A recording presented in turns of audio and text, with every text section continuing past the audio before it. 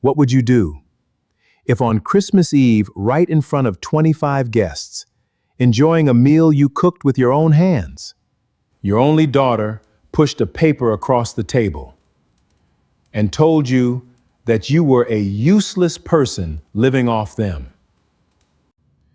I am Antonio, 68 years old. I had been standing in this Valencia kitchen at 6 a.m., my calloused hands from 40 years of woodworking trembling from the heat of the oven, just to recreate the exact flavor of the turkey recipe from Maria, my late wife. I did it all out of love, but my daughter Ana and her husband Carlos saw it as weakness.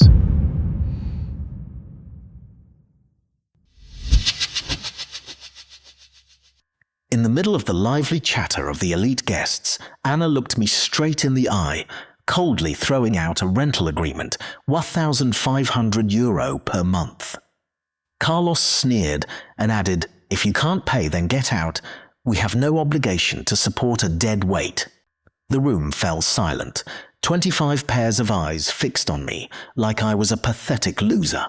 But as I looked down at that paper, my heart did not break. Instead, a cold shiver ran down my spine when I noticed the tiny logo in the left corner, Maderas del Sol. That was the logo of the woodworking business that I had spent my whole life building. Anna was demanding I pay rent on my own company letterhead to stay in the very villa that I was the true owner of. I did not argue. I quietly untied my apron, folding it neatly the way I cared for every grain of wood over the years. I looked at my daughter one last time and told myself, tomorrow, all of you will know the price of betrayal. The game of truth and silent punishment officially begins. The heat of the industrial-grade oven seared my skin, a familiar sting that I had welcomed since 6 a.m. that morning. My hands, calloused by 40 years of carving raw timber into art, were now stained with the juices of a 20-pound turkey and the aromatic oils of fresh thyme and rosemary. I was 68 years old, and my back ached with a dull, throbbing weight. But I didn't stop. I couldn't. This was Maria's recipe, the same golden bird she had prepared every Christmas for 4 decades until the cancer took her breath away. By 7 p.m., the air in the grand dining room of the Valencia villa was thick with the scent of expensive wine and the even more expensive perfume of 25 guests. My son-in-law, Carlos, sat at the head of the table, the seat that used to be mine, gesturing wildly with a glass of vintage Rioja as if he were leading a symphony of his own ego. He was surrounded by his associates, men in razor-sharp suits who laughed a little too loud and looked at me as if I were part of the furniture I had built with my own sweat. I moved between the kitchen and the table, the heavy serving silver weighing down my wrists. I stayed in my lane, the silent server in a grease-stained apron, while my daughter, Anna, floated among the guests like she was hosting a royal gala. Her smile was bright, but to me, it looked as sharp as a fresh-honed chisel. "I'm telling you," Carlos boomed, leaning back with the sickening ease of a man who had never known a day of true physical labor. "The contract we just finalized, that's the kind of move that reshapes the market. 5 years ago, I was just a man with a vision. Now, look at this place." He swept his hand across the room, indicating the soaring ceilings, the intricate crown moldings, and the wide plank hardwood floors I had personally installed in 2019. Built it all from the ground up. That's what happens when you outwork the world. I set a heavy platter of roasted vegetables down in front of him. My jaw was so tight I thought my teeth might shatter, but I kept my face an emotionless mask. 25 people in this room, and not one of them realized that the very ground Carlos was so proud of standing on belonged entirely to me. Then, the sound of a silver spoon tapping against a crystal glass cut through the chatter. The room went dead silent. "Everyone," Anna said, her voice chirpy, almost celebratory. "Since we're all gathered for the holidays, I want to clear up some family business." I froze near the sideboard, a serving spoon still in my hand. Anna looked across the table at me, her eyes devoid of the warmth she used to have when she was a child sitting on my workbench. "Starting next month, Dad," she said, her voice projecting to the back of the room so every guest could hear. "If you want to keep staying in that room at the end of the hall, you'll need to contribute €1,500 a month. That's just for the rent." A collective gasp, followed by a suffocating silence, filled the room. I felt the eyes of 25 strangers boring into me like small, jagged stones. "This isn't a free retirement home," Anna continued, straightening the silk napkin in her lap with terrifying poise. "You eat our food, you use our utilities, and honestly, you're not really contributing anything to this household. You're just here." Carlos leaned forward, a serrated edge appearing beneath his smooth, practiced tone. "Honestly, Antonio, you should be thanking us. We've been carrying your weight for years. Most men your age actually help out or look after things. You just putter around in that kitchen wearing those rags, making my guests think we're running some kind of charity operation." He let out a short, jagged laugh that made my blood run cold. "If you can't pay your share, pack your bags before the new year. We have no obligation to carry a dead-weight old man." The word "dead weight" hit me harder than a mallet to the chest. My hands, still resting on the serving dish, curled into white-knuckled fists. I was 68 years old, standing in the villa I paid for, listening to my own flesh and blood treat me like a parasite in front of a room full of vultures. "Sign this tonight, or start packing," Anna said, sliding a crisp white paper across the table toward me. I didn't yell. I didn't throw the wine in their faces. I felt something shift inside me, something quieter and far more dangerous than anger. I looked down at the document, and my heart stopped. In the top left corner was a logo, a stylized oak tree with roots that spread into the shape of a house foundation. It was my logo. The one Maria and I had sketched on a paper napkin in a small diner back in 1983 when we had nothing but $1,100 and a dream. It was the mark of Maderas del Sol, the company I had spent 40 years forging from a single rented workshop into a massive organization. My daughter had just handed me a lease agreement, printed on my own company's letterhead, inside a house owned by my own company, demanding I pay rent to live in a room that I, through every legal definition, owned. The irony was so sharp it was almost lethal. They were so blinded by their own greed and the false reality they had created that they had forgotten who held the keys to the kingdom. I slowly untied my apron. I folded it once, then again, with the same meticulous care I gave to a piece of fine mahogany. I set it on the counter and looked Anna dead in the eye. "You're right," I said. My voice was steadier, colder than the winter air outside. "Nobody should live off someone else's property without paying their way. It's a matter of principle." I looked at Carlos, whose smug grin was still plastered on his face, and then back to my daughter. "Starting tomorrow, we'll all be doing exactly that. We will see who truly pays their way." "Is that a yes?" Carlos sneered. "Are you signing or leaving?" "I'm going to my room," I said quietly. I walked away from the table, leaving the document unsigned and the guests whispering behind my back. When I reached my small room at the end of the hall, the one Anna thought was a gift of mercy, I didn't collapse in tears. I sat on the edge of the narrow bed and opened the nightstand drawer.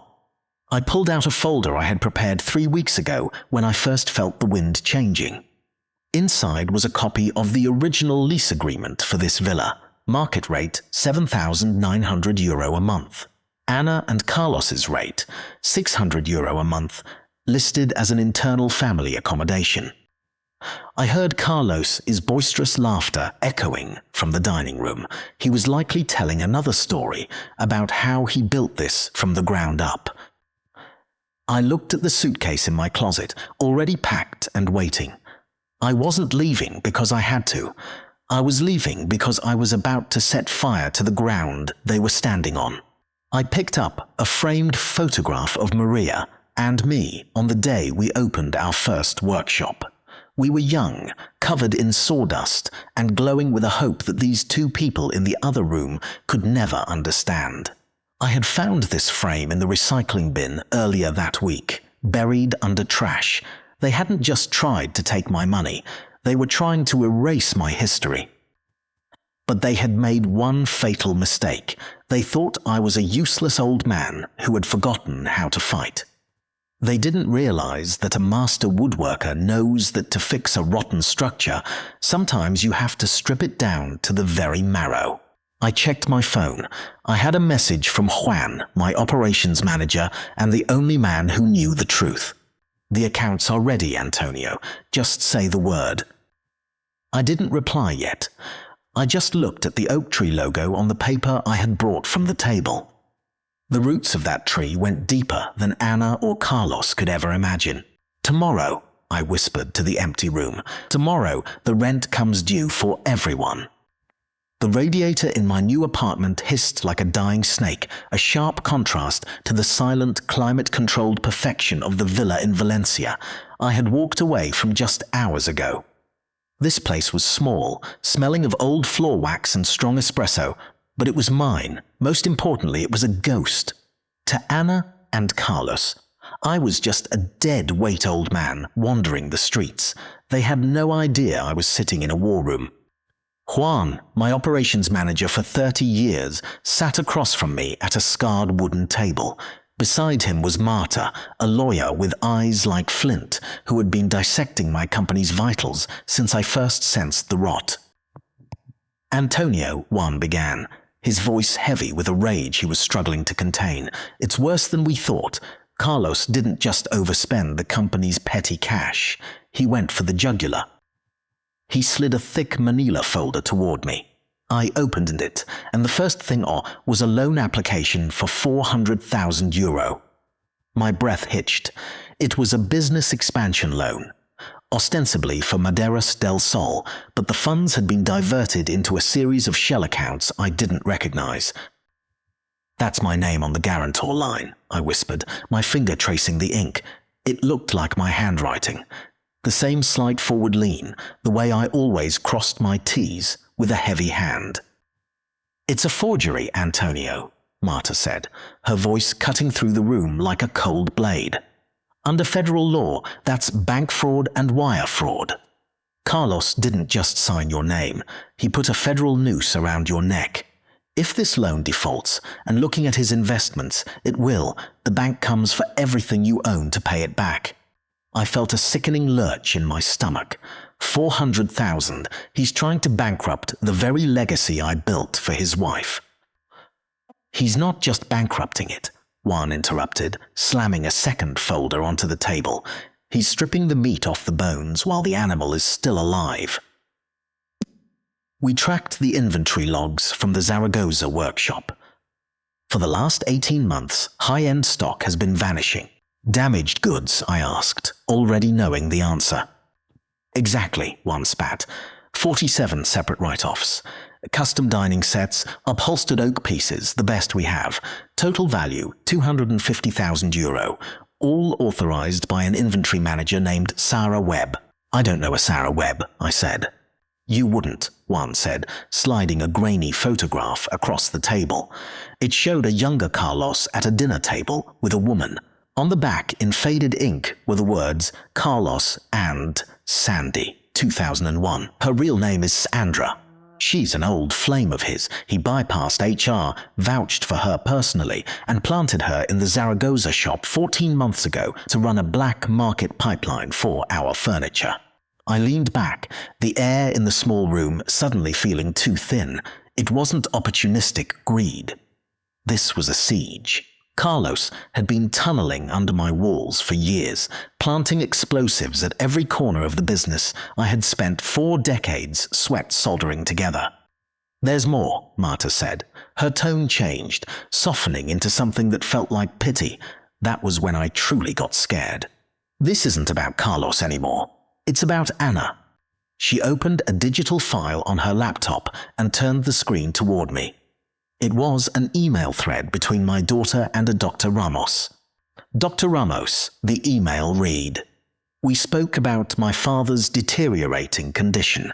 We just need the documentation to reflect his inability to manage his affairs. A note confirming diminished capacity would be sufficient. We would be happy to express our gratitude appropriately." The room went deathly silent. "Gratitude," I repeated, the word tasting like ash. "She's trying to bribe a doctor to call me insane, to turn me into a legal ghost." "She wants a guardianship, Antonio," Marta explained. "If a judge declares you incompetent based on a medical report, Anna and Carlos gain total discretionary authority over every euro, every workshop, and every piece of timber in the company. You would have no voice. You would be a prisoner in your own life." I stood up, walking to the window that looked out over the grimy streets of Valencia. I thought of the night before, the way Anna had smiled while sliding that rental agreement toward me. She wasn't just asking for rent. She was testing to see if I was still sharp enough to fight back. She was measuring my coffin while I was still standing in the kitchen. How could she do this? I asked the glass. I held her hands when she was 4 hours old. I taught her how to touch wood, to feel the heat of the tree it came from. I gave her everything. She didn't do it alone, Marta said. Look at the loan document again, Antonio. The one for the 400,000 euro. I walked back to the table. Marta held a high-resolution scan of the guarantor's signature under a magnifying light. This signature was digitally reconstructed, Marta said. The forensic examiner found something chilling. It wasn't just a copy of your signature from a check or a contract. It was vectorized from a personal source. She pulled a small, colorful card from her briefcase. It was a birthday card I had sent to Anna 3 years ago. On the front was a simple bunch of flowers. Inside, I had written, "Happy birthday, my darling daughter.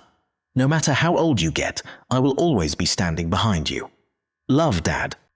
My heart didn't just break, it shattered. I recognized the W in Walter. It was identical to the one on the loan document. They had taken a message of fatherly love, a promise that I would always support her, and they had literally cut and pasted it onto a document designed to destroy me. They had turned my love into a weapon. "They used the card," I whispered, my voice cracking for the first time. "They used that card?" "They assumed digital forgery was a dark art," Marta said firmly. "They were wrong. It leaves tracks. And those tracks lead straight back to the desk in the villa's study." I looked at the card, then at the forgery, then at the report on the Zaragoza theft. The pain was still there, a dull ache behind my ribs, but something else was rising to meet it. It was the cold, hard clarity of a man who has spent 40 years realizing that sometimes, to save the structure, you have to cut out the rot with a jagged saw. "Juan," I said, my voice dropping into a register that made him sit up straighter. "Yes, Antonio. Cancel the credit cards, all of them, supplemental, corporate, everything Anna and Carlos touch." "And the SUV Carlos drives?" Juan asked with a grim smile. "The one registered to the company?" I asked. "Send the retrieval team. I want it taken back, not at home. I want it taken while he's at his biggest meeting of the year. I want him standing on the sidewalk with his briefcase in his hand while the world watches him get stripped bare." Marta looked at me, and Anna, the 34,200 euro she owes in back fees and contract violations for the villa. I picked up the birthday card. I looked at the words, "I will always be standing behind you." "Send the demand letter," I said. "And Marta? Make sure Dr. Ramos knows that I am very much awake. We aren't just defending ourselves anymore. We are going to show them exactly what happens when you try to bury a man who knows how to work the earth." I sat back down and picked up a hand plane I had brought from the workshop, running my thumb along the razor-sharp edge. The useless old man was gone. The master woodworker was back, and I was about to strip their lies down to the grain. "Let the games begin," I whispered. "The rent is due, and I'm coming to collect." The razor-sharp blade of my hand plane curled a thin, translucent ribbon of white oak away from the timber's surface. It was a meditative sound, a rhythmic shink-shink-shink that drowned out the distant roar of Valencia's traffic. I wasn't just smoothing a board, I was stripping away the rot that had infested my life. For 3 years, I had been the silent observer, the dead weight in the corner of my own home. But today, the silence was over. Today, the woodworker was going to show the world how precisely he could cut. I sat in my small hidden apartment, the one Anna and Carlos didn't even know existed. Marta, my lawyer, sat across from me with a laptop open. Her face was a mask of cold professionalism. "It's time." "Antonio," she said. "The credit card cancellation went through at 11:15 a.m. The retrieval team is in position in Madrid, and the certified letters have been delivered." I didn't smile. I just kept planing. "Let the grain show what's underneath," I whispered. The first strike hit at 11:30 a.m. I pulled up the browser on my laptop to watch Anna's public live stream. She was at the Harrington Collection, a place where a single silk scarf costs more than a month of a craftsman's wages. She was working her audience, thousands of strangers watching her every move as she preened in front of a floor-to-ceiling mirror. New year, new look. Right. Anna chirped into her phone, holding up a deep burgundy evening gown that looked like it was spun from blood. "This dress is calling my name. And honestly, we all deserve a little luxury after the holidays." She sashayed to the register with the confidence of a queen. She handed over the black supplemental credit card, the one linked to my personal account, with that casual flick of the wrist motion I'd seen 1,000 times. The cashier, a man with a practiced, hollow smile, slid the card through. He frowned. He tried it again. "I'm sorry, Senora," he said, his voice carrying clearly over the live stream's microphone. "It's not going through." Anna's smile didn't falter, but her eyes went hard. "That's impossible. Try it again. It must be your machine." Third attempt. A sharp, rhythmic beep echoed through the store, the sound of a financial death knell. "It's been declined, Senora, permanently." The live stream comments began to move like a swarm of angry hornets. Declined. I thought she was rich, so much for deserving luxury. Anna stepped to the side, her face turning a blotchy, panicked red. She called the bank on her phone, still live streaming, likely forgetting her audience could hear everything. "This is Anna Marsh. Why was my card declined?" she hissed. One moment, a voice replied through the speaker. "I see here that this is a supplemental card on an account held by Mr. Antonio.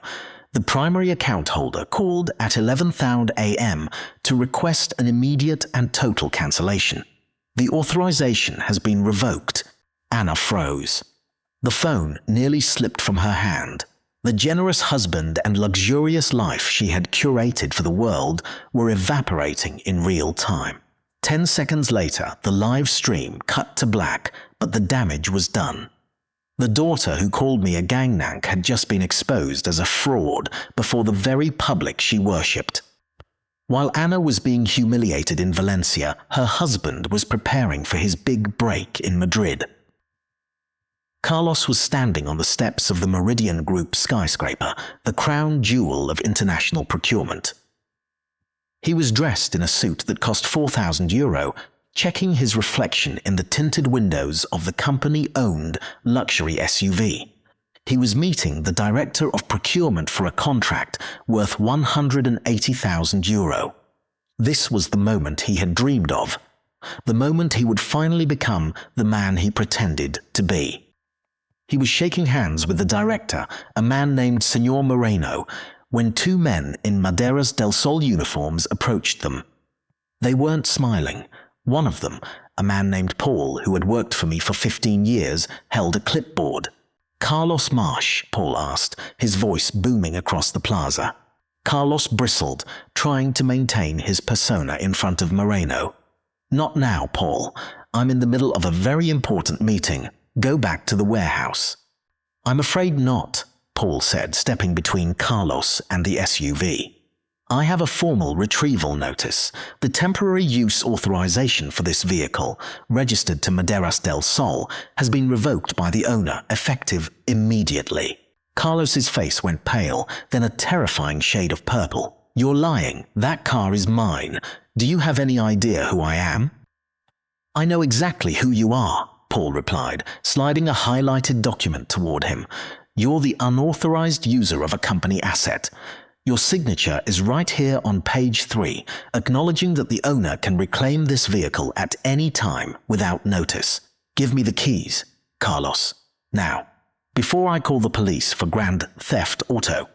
Senor Moreno stepped back, his arms crossed, his eyes narrowing with a look of pure disgust. Carlos, is this true? You're using a company car without permission. I thought you were the head of this operation. It's a mistake. It's a senile old man's mistake, Carlos screamed, but the keys were already being taken from his hand. The retrieval team didn't just take the car, they took his dignity. Carlos was left standing on the sidewalk in Madrid, his briefcase in one hand and his shattered reputation in the other, watching the SUV drive away while Moreno walked back into the building without a word. The contract was dead. The visionary was just a thief in a nice suit. By 2 p.m., I was back at the workshop. The phone rang. It was Marta. Anna is on the line, she said. She's received the legal demand. I clicked the speakerphone. Anna's voice erupted like a volcanic blast. How dare you, she shrieked. How dare you embarrass me like that? And what is this? This garbage email about 45,000 euro. Are you insane? I've never been clearer, I said, my voice as steady as a heavy oak beam. You're suing your own daughter for 45,000 euro, she sobbed, though the tears sounded more like rage than sorrow. I'm your flesh and blood. Marta, I said, read the violations. Marta's voice was like ice. The liability of 45,000 euro covers 5 material breaches of the lease agreement you signed in 2021. First, subletting the property for commercial filming without consent. Second, major structural modifications to the second floor without the owner's approval. Third, using the property address as collateral for an unauthorized loan. Fourth, unpaid accommodation fees for 11 months. And fifth, hosting 3 commercial events on a residential-only property. It was my house, Anna screamed. No, I cut in. It was Maderas del Sol's house, and I am the owner of Maderas del Sol. You treated me like a tenant in my own home, Anna. Now, I'm treating you like a tenant who has failed her contract. We don't have that kind of money, she wailed. Carlos lost the Meridian contract. You've ruined us. You ruined yourself the moment you decided your father was a dead weight and a useless gangnank, I said. You have 10 days to submit a full financial disclosure, bank statements, tax returns, and a credit report if you want to apply for a lease renewal at the market rate of 7,900 euro a month. If not, you have 30 days to vacate. The 45,000 is non-negotiable. You're a monster, she whispered. No, Anna, I replied, looking at the smooth, perfect surface of the wood I had just planed. I'm just a man who finally decided to stop letting people walk on the floor I built without paying for the privilege. The ground beneath your feet is shifting. I suggest you start learning how to stand on your own. I hung up. The silence that followed was the most beautiful thing I had heard in years. I picked up the birthday card, the one they had used to forge my signature, and set it on the workbench.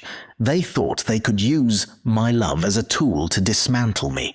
They didn't realize that a master woodworker knows every secret of the wood, every knot, and every flaw. The first cuts were deep, but the carving was far from finished. Carlos and Anna were about to find out that when you try to bury a man who knows the earth, you're only giving him the perfect place to plant the seeds of his revenge. The old workshop on the outskirts of the city breathed with a heavy, dusty sweetness, the scent of 40 years of sawdust, linseed oil, and hard-won sweat. I arrived before the sun could even bruise the horizon. walking through the shadows of the machinery that had once been the beating heart of my life. This wasn't a villa with marble floors or a glass-walled office. This was a place of concrete and timber where the truth didn't care about your expensive suit or your rehearsed smile. I moved to the back wall, behind the third shelf unit, and felt for the false panel Maria and I had installed in a fever of hope and exhaustion decades ago. My fingers trembled as the panel gave way, revealing the small wall safe. Inside lay a cloth-bound notebook, a manila envelope, and a single USB drive in a plastic sleeve. A note was taped to it in Maria's elegant, sharp handwriting. "Watch this first. Love, M." I sat at my battered old workbench, the laptop screen casting a ghostly blue glow against the dark timber.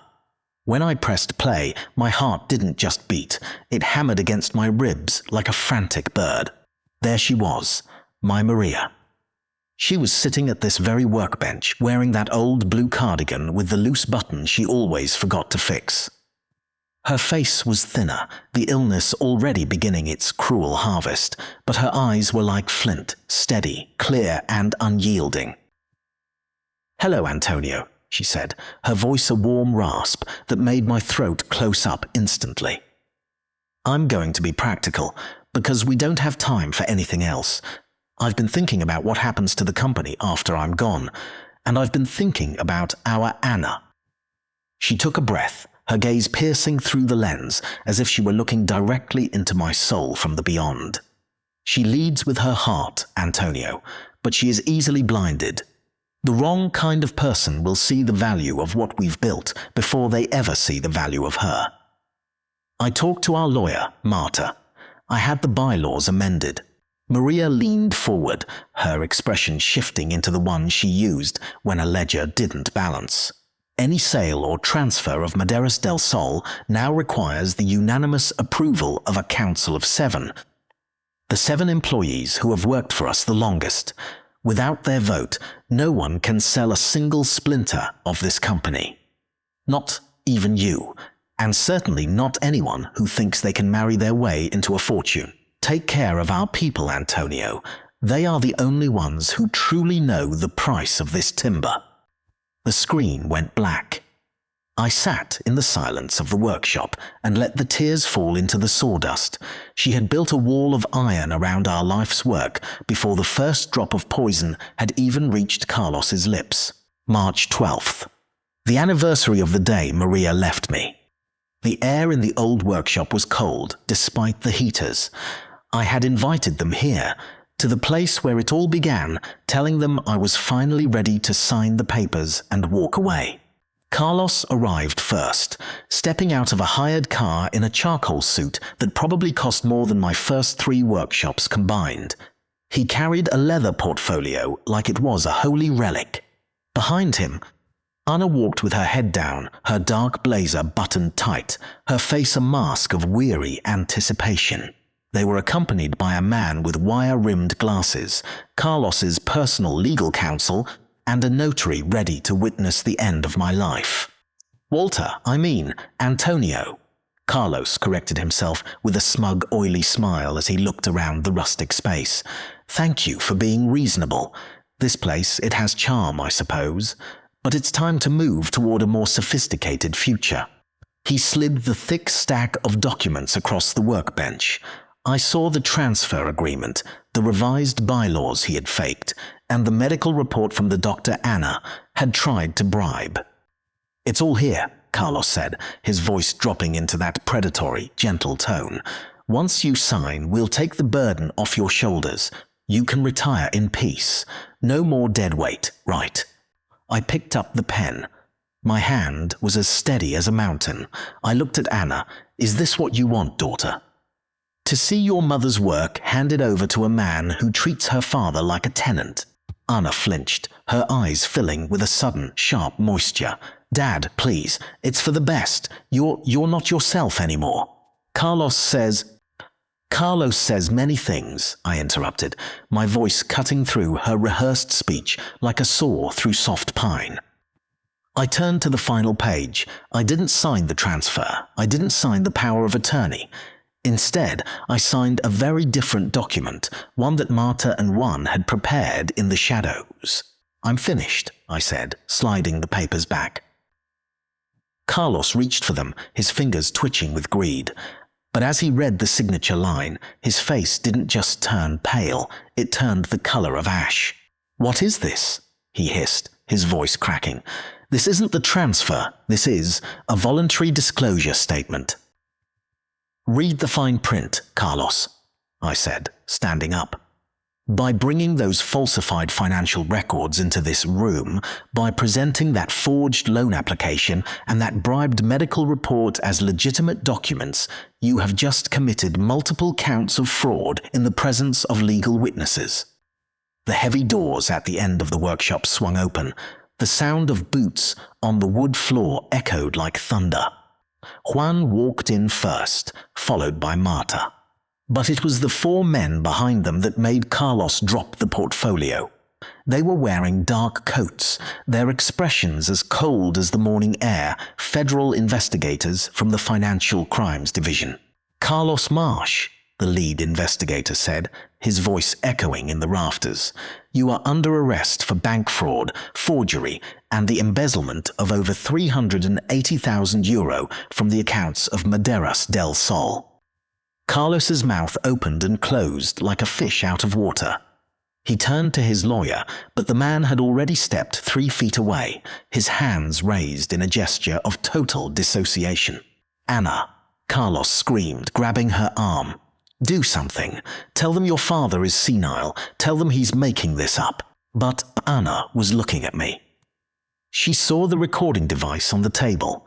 She saw the folders full of screenshots she had brought me in the middle of the night. Evidence of Carlos's offshore accounts and his plan to abandon her once the company was stripped bare. "He's not the one who's sick, Carlos," Anna whispered, her voice trembling with a horrific clarity. "I was the one who was blind." The investigators moved in, the metallic clink of handcuffs snapping shut, sounding like the final strike of a hammer. They led him toward the door. Carlos wasn't a visionary anymore. He was just a small, broken man in an expensive suit, stumbling over the very floorboards he had claimed to own. As the room cleared, leaving only the scent of pine and the sound of my daughter's sobbing, I walked over to the workbench. I picked up the small birthday card, the one they had used to steal my signature. I looked at Anna, who was slumped in a chair, her world in ruins. "I told you once that wood remembers the tree it came from," I said softly, "and a family remembers the truth, no matter how much sawdust you try to throw over it." I didn't feel the rush of victory I expected. I only felt the weight of the wood and the quiet, enduring presence of Maria in the corner of the room. The rot had been cut away. Now, the slow, painful work of seasoning the remains could finally begin. The December wind howled against the corrugated metal roof of the old workshop, a rhythmic, haunting sound that reminded me of the early days in 1983 when Maria and I had nothing but a dream and €1,000. Inside, the air was thick with the scent of linseed oil and the fine, sweet dust of cedar. I stood at my workbench, my fingers tracing the grain of a mahogany slab, moving with a precision that age had only sharpened. I was no longer the dead weight my daughter once mocked. I was the master of this space, the keeper of a legacy that had survived a hurricane of betrayal. A sharp, hesitant knock cut through the hum of the heater. I didn't need to look at the security monitor to know who it was. I had been watching her from a distance for months, seeing her at that tiny market table in Valencia, selling hand-finished frames with a face that finally looked honest. I opened the heavy timber door. Anna stood there, braced against the cold. She wasn't the woman in the burgundy evening gown from the Harrington collection anymore. Her silk dresses and expensive perfumes were gone, replaced by a plain, oversized wool coat and jeans stained with a smudge of white primer. Her hair was pulled back with a cheap elastic band, and her face, stripped of its expensive armor of makeup, looked raw, tired, and remarkably like her mother's. Under her arm, She carried something wrapped loosely in burlap. "I made something," she said. Her voice didn't have the bright, rehearsed chirpiness of the past. It was rough, like unsanded oak, but it was steady. "Can I come in?" I stepped aside, the silence between us heavy with the ghosts of the previous Christmas. She walked to the center of the workshop, the very spot where her husband, Carlos, had been led away in handcuffs 1 year ago, and set her burden on the workbench. She unwrapped it carefully, her movements slow and deliberate. It was a side chair. Simple lines, mortise and tenon joinery, a slatted back made of pine. It wasn't a masterpiece of luxury, but the finish was even, and the joints were tight. "It took me 4 weeks," Anna whispered, her eyes fixed on the wood, refusing to meet mine. "The guys at the frame shop let me use the scraps. I paid for the oil and the sandpaper myself, €12.60. I earned it, Dad, every cent." I stepped closer, my craftsman's eye automatically dissecting the work. A master woodworker sees the flaw before the beauty. It's a curse of the trade. I placed my hand on the seat and gave it a firm nudge. The chair rocked. "The front left leg," I said, my voice low. "It's short, about 4 millimeters. Anna flinched, a single tear breaking past her guard and carving a path through the sawdust on her cheek. "I know," she choked out, her voice cracking like a floorboard under too much weight. "I noticed it when I was finishing the oil." I thought about trying to shim it, or lying about it, but then I remembered what you told me when I was 6. That wood holds the truth, that it remembers the tree it came from. She looked up then, her eyes overbrimming. "I didn't come here to ask for my inheritance back, or for a seat on the board. I came because I wanted you to have the first thing I've ever made that wasn't a lie. The shock I felt wasn't anger. It was a violent, soul-shaking surge of hope. For 3 years, I had watched her fund a performance with my money, playing the role of a successful wife to a fraudulent man. Now, standing in the wreckage of her former life, she was finally building something real. "Sit down," I commanded softly. She looked around, confused. There were no other chairs. She looked at the floor, then slowly lowered herself onto the sawdust-covered planks, pulling her knees to her chest exactly the way she did when she was a child watching me work. "Tomorrow," I said, sitting in my old stool across from her, "you will bring your tools. You will take 4 millimeters off the other 3 legs. You will make it level." "I will." She nodded, a small, watery laugh escaping her. No arguments, no negotiations, no gratitude offered to bribe a doctor or a lawyer, just the truth. I went to the alcove, the same one where Maria used to keep her ledgers, and poured 2 mugs of tea from the thermos. I set one on the floor beside her. "Your mother used to say that the equipment doesn't care if you're sick or tired. It only cares if you're honest with the grain," I told her. "You've spent a year paying for Carlos's crimes, Anna. But today you started paying for your own life." We sat there in the quiet of the workshop as the December wind rattled the windows. The chair, imperfect, uneven, and beautiful, stood between us on the workbench. It was a testament to a hard-won awakening. I realized then that I wasn't just a revenge father. A revenge father takes back what is his, but a father who seeks justice gives something back, too, the chance to become someone worth respecting. The rot had been cut away, the wood was seasoned, and for the first time in a long, cold year, the warmth was returning to the house Maria and I had built. Through the journey of Antonio and Anna, we recognize a heartbreaking but necessary truth. Love does not mean covering up for the mistakes or laziness of children. If you love your child, don't let that love become a veil that blinds them to the value of labor and integrity. Sometimes, the most loving act a parent can do is not to provide a luxurious life, but to let their children face the consequences of their own choices. Family justice doesn't begin in a courtroom. It starts the moment you decide that the truth is more important than the fake comfort of those you love. Teach your children that every grain of wood in life has its price.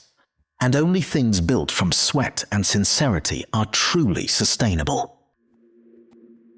Thank you for following this story until the very end. Your support is the motivation for me to continue sharing profound lessons about life and humanity. If this story touched your heart, please press the subscribe channel, leave a comment about the lesson you liked most, and share it with your loved ones. Goodbye, and see you in the next stories.